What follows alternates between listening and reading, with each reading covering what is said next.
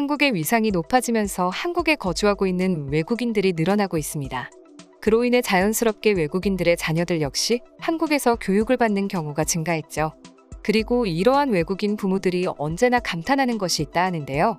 자세한 내용 살펴보도록 하겠습니다. 예전부터 한국의 뜨거운 교육열은 세계적으로 잘 알려져 있죠. 세계적인 교육은 다른 나라의 모범적인 사례가 되기도 했는데요. 하지만 꼭 좋은 이미지만 가지고 있는 것은 아닙니다. 오히려 한국의 경쟁력이 강한 입시 문화에 대해 안 좋은 이야기를 하는 외국인들도 종종 있었죠. 특히나 입시지옥이라고 불릴 정도로 늦은 시간까지 공부하는 야간 자율학습은 외국인 부모들에게 큰 걱정이었습니다. 자녀들이 감당하지 못할까 두려웠던 것이죠. 때문에 한국의 입시교육을 간접적으로나 접했던 외국인 부모들이 자녀들이 입학할 나이가 되면 고국으로 돌아가는 경우도 꽤나 많았다고 하는데요. 그런데 그러한 외국인들이 고국으로 돌아가자마자 한국을 떠난 것을 땅을 치고 후회하게 된다고 합니다. 바로 입시지옥보다 무서운 급식지옥이 그들에게 펼쳐졌기 때문이죠. 한국에 오랜 시간 거주했다는 영국의 칼럼니스트는 영국과 한국의 급식에 대해 글을 쓴 적이 있습니다. 그는 영국 음식이 맛이 없는 것은 원래 유명했지만 그것이 학교 급식의 질이 형편없는 것과는 별개의 문제라고 주장했는데요. 가장 큰 문제는 영국을 포함해 많은 나라들의 학교 급식들이 최악의 방향으로 미국화되고 있다는 점이었습니다. 그가 학교를 다닐 때만 해도 급식이 단조롭고 맛은 없었지만 영양적인 면에서는 크게 떨어지지 않았다고 합니다.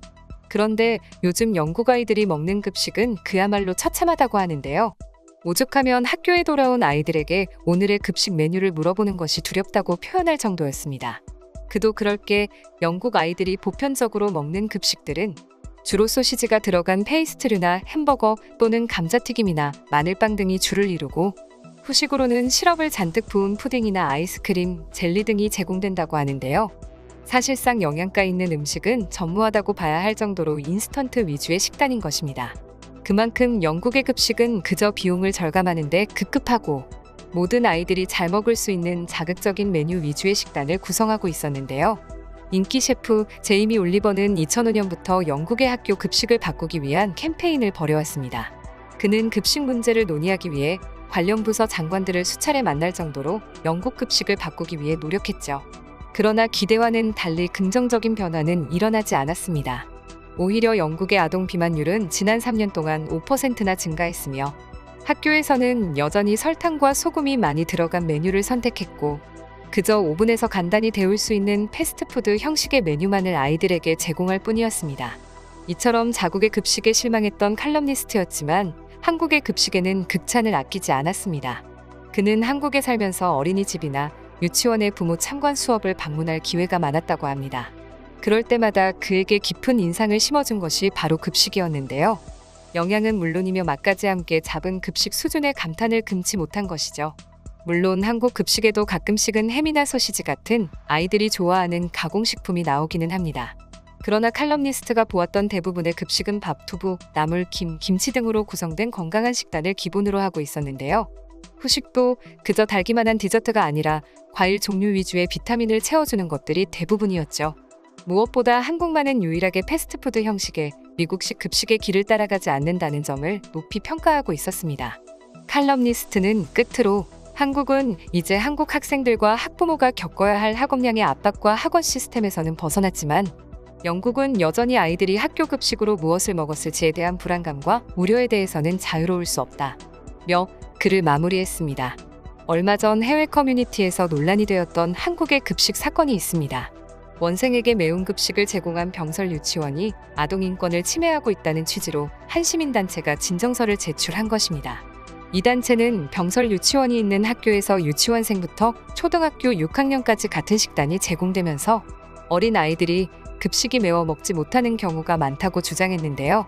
하지만 인권위에서는 이 진정에 대해 기각을 결정했습니다.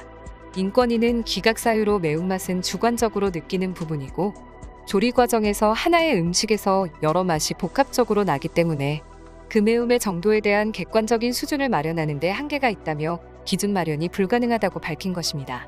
물론 인권위 주장도 시민단체의 주장도 어느 정도 일리가 있기에 한국에서는 크게 논란이 되지는 않았지만 외국에서는 오히려 폭발적인 반응을 불러일으켰습니다. 인권 침해라고 주장하며 나온 급식 사진이 공개되었던 것입니다. 인권 침해라고 하기엔 너무나 영양가 넘쳐 보이는 식단에 오히려 이해가 되질 않았던 것이죠.